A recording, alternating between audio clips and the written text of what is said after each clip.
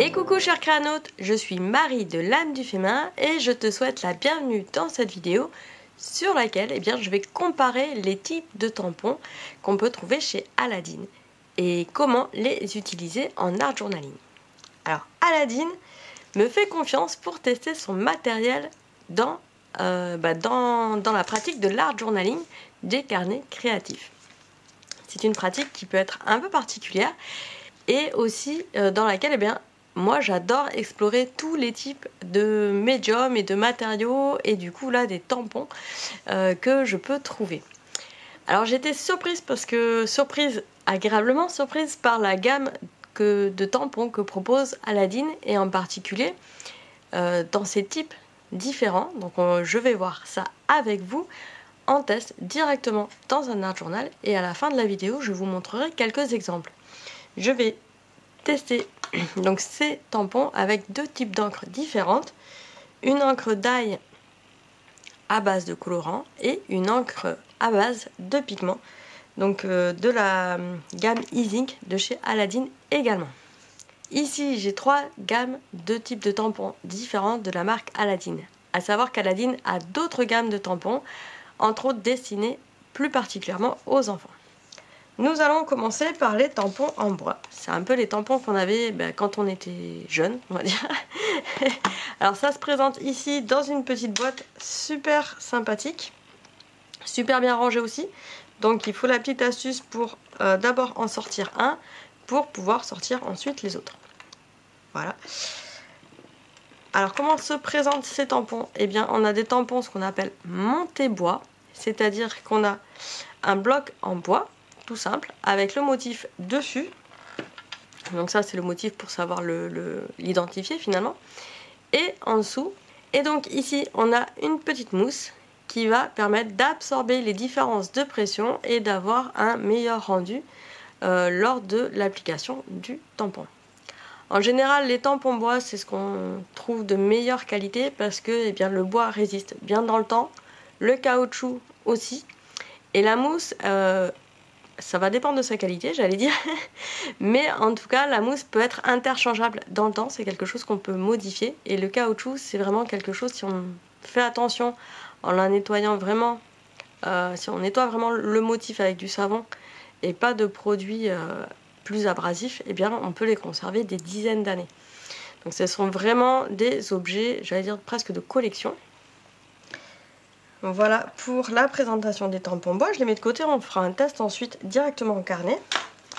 Ici on a la gamme Stampo Clear, c'est ce qu'on appelle des tampons clear. Alors clear simplement parce qu'ils sont transparents, donc clear en anglais, clear transparent, propre. L'avantage c'est qu'ils prennent beaucoup moins de place que les tampons bois, donc dans les placards il n'y a pas photo. Il n'y a pas photo. Par contre, pour les utiliser, on a besoin d'un bloc acrylique. Donc c'est un bloc de plastique transparent sur lequel on va coller le tampon clear pour pouvoir l'appliquer ensuite. Enfin ça c'est quand on est propre. En art journaling, on ne cherche pas toujours à reproduire un motif de façon très nette et trop propre, trop uniforme. Alors il existe différentes tailles de planches. Alors là c'est une planche beaucoup plus grande de tampons sur la thématique des fleurs qui se présente exactement de la même façon. Il y a les Stampo déco. Alors je vais peut-être laisser la feuille plastique, voilà ici. Qui est une gamme au départ destinée à la décoration intérieure, la décoration sur textile ou sur les murs ou sur les objets déco, pour le home déco. Et moi je les trouve en fait plutôt sympa, enfin même plus que plutôt sympa, super sympa aussi en art journaling. Je vais vous expliquer après pourquoi. Alors il se présente en aspect sous forme de mousse. Là on a une mousse très très épaisse en fait là sur le côté. Et directement en dessous on a la partie qui va être en caoutchouc. En fait ça revient un petit peu à l'équivalent d'un tampon bois, sauf que la partie mousse est beaucoup plus épaisse et du coup on n'a pas de bois dessus. Ça se présente ici sous forme de planche, donc c'est assez pratique pour ranger, même si ça bouge quand même pas mal, donc j'aime bien avoir le plastique de rangement par dessus. Voilà, puis pour retrouver après, là j'ai une forme qui est un peu compliquée à ranger, voilà. Et donc c'est vraiment quelque chose auquel je m'attendais pas, parce que là où d'habitude ce genre de tampon, on le met toujours sur, de façon générale, un bloc très rigide. Ici on a du bois, c'est très rigide. Là tu as pu remarquer que c'était absolument pas rigide, bien au contraire. Et c'est ça qui fait la force quelque part de cette gamme de tampons aussi. Donc tous ces types de tampons vont avoir leurs avantages et leurs inconvénients. C'est parti pour le test grandeur nature. Alors là, je te prends mon art journal qui a fait quasi toute l'année. Donc tu vois qu'il y a une certaine épaisseur. Au fil des pages, c'est assez hétérogène. L'épaisseur ne va pas se retrouver de la même façon sur l'ensemble de ce côté-là. Et c'est ça qui va être intéressant et que je vais tester avec toi, avec les différentes encres. Alors je vais mettre ça par ici. Hop. Et c'est parti. Alors, ce qui va être intéressant là du coup, c'est de prendre un grand motif. On va peut-être même tester un grand motif et un petit motif pour vraiment voir la différence. Voilà, un grand motif et un petit peut-être plus fin. Voilà. On va commencer par l'encre d'ail.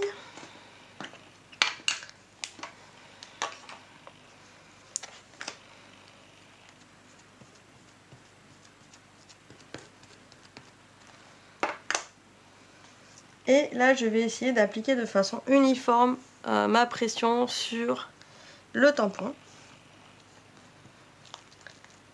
Voilà. Et on voit qu'effectivement, le motif, eh bien, il y a des endroits, il va être écrasé. D'autres endroits, il va être presque effacé, pas assez appuyé. Alors ça, c'est la particularité du tamponnage en art journaling dans un carnet qui est déjà assez épais. J'aurais moins ce phénomène en fait de différence de pression sur la partie encore neuve, j'allais dire, de l'art journal. Simplement parce que c'est beaucoup plus uniforme sur ces pages-là, alors que là j'ai fait de nombreux collages qui font que le carnet a des densités différentes.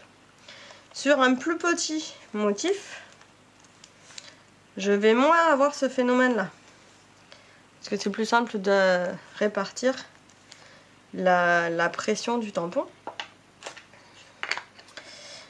D'une encre à l'autre, je suis pas sûre. Alors je vais... Voilà, j'essuie un peu le tampon. Je suis pas vraiment sûre qu'on ait de réelles différences. Voilà, là il n'y a pas vraiment de réelles différences.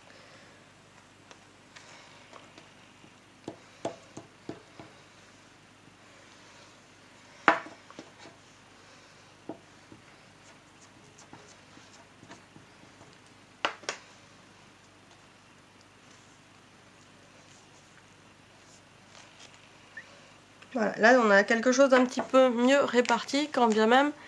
Voilà, ici on voit qu'il y a un petit manque de pression sur le motif. Ensuite, on va prendre un tampon clear. Alors en art journal, il y a deux façons d'utiliser ce type de tampon. Soit avec le bloc acrylique, je vais montrer directement. Hop. Qui donne en fait le même aspect finalement que le tampon monté en bois, parce qu'on a quelque chose de rigide, voire même plus rigide, parce qu'on n'a pas l'épaisseur de mousse qui est là pour absorber un petit peu les différences de pression. Voilà. Et la mousse, clairement, si j'avais eu quelque chose en mousse, j'aurais absorbé la différence de pression pile là au milieu, et j'aurais pas cette absence de motif pile au milieu. Voilà. Donc ça, c'est typiquement quand on a un support trop rigide. Dans un art journal, ça nous fait ça, c'est normal. Faut pas être frustré par rapport à ça, c'est normal. Donc la méthode pour éviter ça, ça va être bien de ne pas utiliser de bloc acrylique et de refaire la même chose, mais simplement avec les doigts. Et là, vu qu'avec les doigts, on peut passer vraiment partout, on va avoir une meilleure pression sur l'ensemble, mais on a quand même quelque chose qui reste parfois assez estompé. On n'a pas une pression très homogène et on a un risque de faire bouger. Après ça, c'est l'art journaling, c'est comme ça. Et l'avantage aussi de faire avec les doigts, eh bien, c'est de faire simplement des morceaux du motif. Et on peut s'amuser comme ça à ne pas reporter l'intégralité du motif, mais au contraire à composer une nouvelle image, une nouvelle texture en fait sur la page. Complètement là sur le coup déstructuré, mais ça permet aussi par exemple de faire que la moitié. Par exemple ici, hop, je n'ai que la moitié du tampon. Voilà, donc on peut faire exactement la même chose avec les tampons clear en fleurs, c'est pas un souci, ça va être la même gamme. La différence d'encre, je sais pas, je pense pas que ça amène grand chose là sur le coup. J'ai vraiment voulu vous montrer les deux encres parce qu'on sait jamais. Hop. Parce que parfois, voilà, il y a des encres en fait qui vont mieux se répartir sur des plastiques comme ça en tampon clear, et d'autres qui vont mieux se répartir sur du caoutchouc. Il peut y avoir des différences de répartition de l'encre en fonction du type de tampon. Voilà pourquoi je vous ai montré les deux.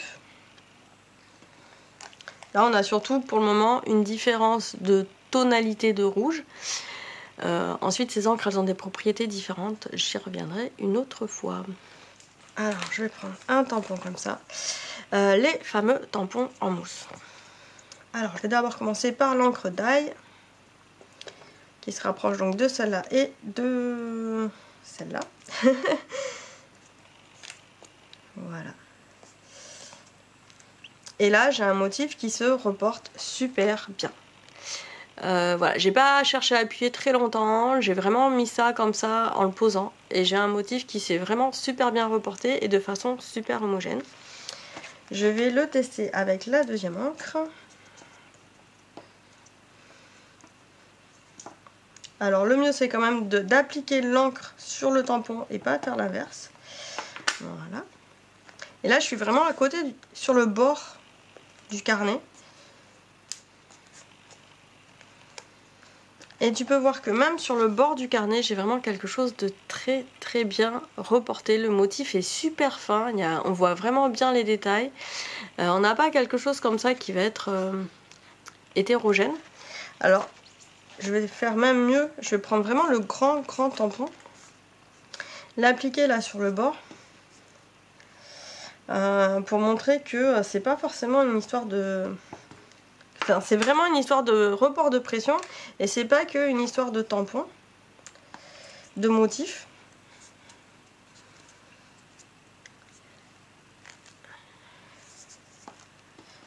Voilà, sur un motif un petit peu plus grand, voilà, là on voit quand même qu'il y a un petit défaut d'impression ici.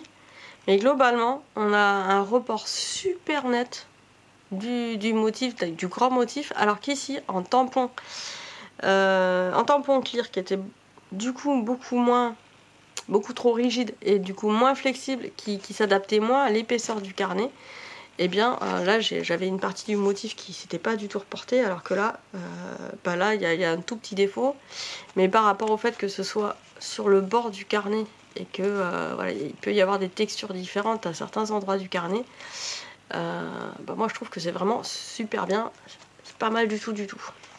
Donc en art journaling, moi j'ai vraiment fait une découverte avec cette gamme de tampons, parce que c'est quelque chose qui va s'adapter en fait à la souplesse du carnet. Au fait que là par exemple sur là l'épaisseur, je vais avoir quelque chose d'assez arrondi, et ça s'est super bien adapté ici au fait que mon carnet était arrondi. Ça a vraiment bien suivi le pourtour de, enfin la page et l'épaisseur qu'il pouvait y avoir derrière. Donc c'est une très belle découverte. En plus il y a des très très beaux motifs dans cette gamme là. Là j'ai un motif yoga, derrière j'ai un motif voyage, donc pour les carnets de voyage c'est fantastique, et un motif plante végétale un peu asiatique, donc ça va très bien avec mon univers. Voilà. Alors qu'est-ce que ça donne en réel? Eh bien en réel, ici j'ai utilisé des tampons en fond de page, donc j'ai les pochoirs ici à Aladine qui se voient, et en fait au départ je cherchais même un motif qui ne ressorte pas trop, enfin qui soit vraiment pas très régulier, et j'ai eu les tampons qui étaient hyper réguliers en motif de fond. Donc c'est, j'allais dire, c'est presque assez rare en art journaling de faire des motifs qui ressortent de façon aussi précise en fond de page. Donc c'est remarquable. Ensuite ici, eh bien, j'ai les tampons Montebois, donc c'est beaucoup plus sympa à utiliser sur quelque chose de très plat, sur lequel on rajoute pas beaucoup d'épaisseur. Là c'était vraiment une première page, donc il n'y avait pas beaucoup d'épaisseur de rajouter. Sur cette seconde page, j'ai utilisé les grands tampons en mousse, en motif végétal. Et là c'était vraiment super sympa parce que voilà, j'ai vraiment... En une fois, hein, je ne m'y suis pas reprise 10 fois. Le motif super bien reporté, sans avoir voilà, d'endroit qui reste blanc ou mal imprimé. Et là, j'ai fait le motif voyage, en tampon mousse aussi également. Et pareil, j'ai le motif super bien reporté, c'est très lisible, on voit vraiment les détails du tampon. C'est uniforme et c'est vraiment fait en une seule impression, il n'y a pas besoin de plaque en dessous. Il n'y a pas besoin de s'y prendre 10 fois. C'est vraiment top. Et là, j'ai fait une finition tout autour avec le tampon Montebois. Hop, celui-ci. Pour apporter un petit motif tout autour. Voilà pour des exemples en art journal, en magazine. Donc, si vraiment tu cherches des tampons pour l'art journal, pour vraiment faire dans des carnets avec des épaisseurs, avec un peu de la patouille, sache que l'idéal ça reste les tampons en mousse comme ça, les tampons clear qu'on utilise comme tu l'as vu avec les doigts.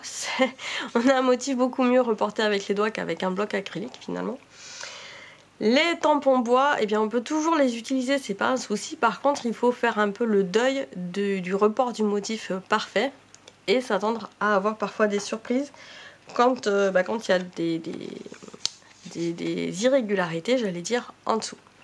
J'espère que cette démonstration, cette vidéo t'a plu et que tu vas pouvoir t'éclater maintenant avec tes tampons dans des carnets créatifs. Si tu as des questions sur le sujet, n'hésite pas à me les poser en commentaire, je serai ravie d'y répondre. Si tu as aimé cette vidéo, mets un petit pouce, abonne-toi à la chaîne pour en avoir d'autres et partage à tes amis, ça me fera très plaisir. Je te souhaite une belle journée ou une bonne soirée et je te dis à très vite. Ciao!